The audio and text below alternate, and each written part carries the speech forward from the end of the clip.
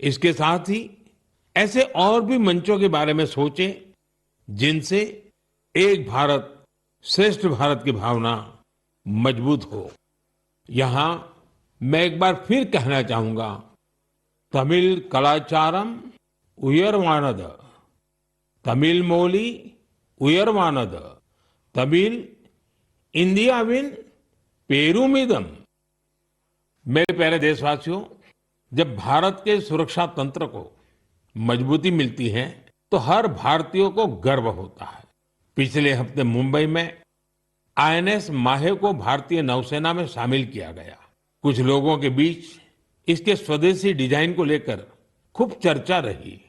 वहीं पुडुचेरी और मालाबार कोस्ट के लोग इसके नाम से ही खुश हो गए। दरअसल इसका माहे नाम उस स्थान माहे के नाम पर रखा गया है जिसकी एक समृद्ध ऐतिहासिक विरासत रही है। केरला और तमिलनाडु के कई लोगों ने इस बात पर गौर किया कि इस युद्धपोत का क्रेस्ट, उरुमी और कलारियपट्टू की पारंपरिक लचीली तलवार की तरह दिखाई पड़ता है। ये हम सबके लिए गर्व की बात है कि हमारी नौसेना बहुत ही तेजी से आत्मनिर्भरता की ओर कदम बढ़ा रही है। 4 दिसंबर को हम नौसेना दिवस भी मनाने जा रहे हैं। ये अवसर हमारे सैनिकों के अदम्य साहस और पराक्रम को सम्मान देने का एक खास दिन है। साथियों, जो लोग नेवी से जुड़े टूरिज्म में रुचि रखते हैं, उनके लिए हमारे देश में बहुत सी जगह हैं जहां जाकर उन्हें बहुत कुछ सीखने को मिलेगा। देश के पश्चिमी तट पर गुजरात के सोमनाथ के पास एक जिला है दीव। दीव में आईएनएस खुखरी को समर्पित खुखरी मेमोरियल एंड म्यूजियम है। वहीं गोवा में नेवल एविएशन म्यूजियम है जो एशिया में अपनी तरह का अनूठा संग्रहालय है। फोर्ट कोची के आईएनएस द्रोणाचार्य में इंडियन नेवल मैरीटाइम म्यूजियम है।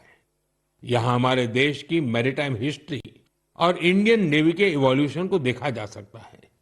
श्री विजयपुरम, जिसे पहले पोर्ट ब्लेयर कहा जाता था, वहां समुद्री का नेवल मरीन म्यूजियम उस क्षेत्र के समृद्ध इतिहास को सामने लाने के लिए जाना जाता है। कारवार के रविंद्रनाथ टैगोर बीच पर वॉरशिप म्यूजियम में मिसाइलों और हथियारों की रिप्लिका रखी गई है। विशाखापट्टनम में भी एक सबमरीन, हेलीकॉप्टर और एयरक्राफ्ट म्यूजियम है जो इंडियन नेवी से जुड़ा है। मैं आप सभी से, विशेषकर मिलिट्री हिस्ट्री में रुचि रखने वाले लोगों से आग्रह करता हूं कि आप इन म्यूजियम्स को देखने जरूर जाएं। मेरे प्यारे देशवासियों, सर्दियां आ गई हैं और साथ ही सर्दियों से जुड़े टूरिज्म का भी समय आ गया है। दुनिया के कई देशों ने सर्दियों में होने वाले टूरिज्म को, विंटर टूरिज्म को अपनी अर्थव्यवस्था का बहुत बड़ा आधार बना दिया है। अनेक देशों में दुनिया के सबसे सफल विंटर फेस्टिवल और विंटर स्पोर्ट्स मॉडल है। इन देशों ने skiing, snowboarding, snow trekking, ice climbing और फैमिली स्नो पार्क्स जैसे अनुभवों को अपनी पहचान बनाया है।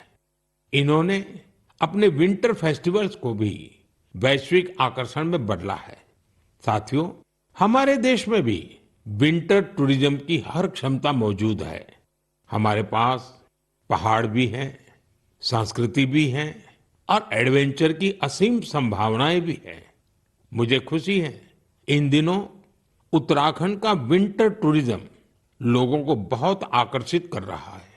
सर्दियों के मौसम में औली, मुनस्यारी, चोपटा और डेहरा जैसी जगहें खूब पॉपुलर हो रही हैं।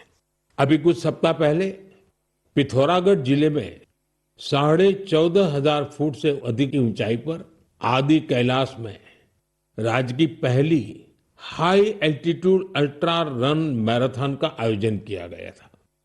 इसमें देश भर के 18 राज्यों से 750 से ज्यादा एथलीट्स ने हिस्सा लिया था। 60 किलोमीटर लंबी आदि कैलाश परिक्रमा रन का प्रारंभ कड़कड़ाती सर्दी में सुबह 5 बजे हुआ था। इतनी ठंड के बावजूद भी लोगों का उत्साह देखते ही बनता था। आदि कैलाश की यात्रा पर जहां 3 साल पहले तक मात्र 2000 से कम पर्यटक आते थे, अब यह संख्या भी बढ़कर 30,000 से अधिक हो गई है।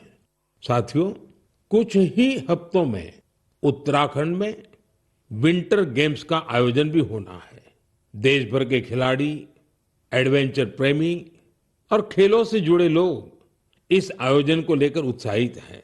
स्कीइंग हो या स्नोबोर्डिंग, बर्फ पर होने वाले कई खेलों की तैयारियां शुरू हो चुकी हैं।